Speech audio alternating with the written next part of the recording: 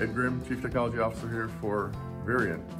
Just want to let you know where we stand in our evolution of the 9-phase generator. If you've been tracking with us for some time at Infinity Industrial Controls, you know we've been evolving this for years and getting it ready for prime time. And we're there now.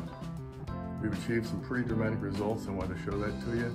But a little bit more on what Varian is. We've created Varian as an incubator for alternative energy technologies, and leading that group of activities is the 9-phase generator. So let me show you a graph here of some tests that we did to get a efficiency reading that is as accurate as possible. So what we used was a torque meter versus RPM to get the horsepower calculation and the input-output ratios.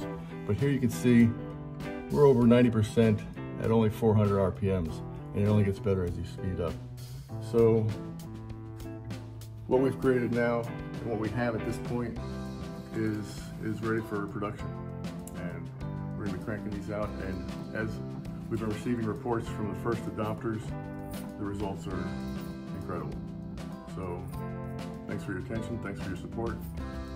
We're here to back you up and provide you with the best generator you can get. Thanks.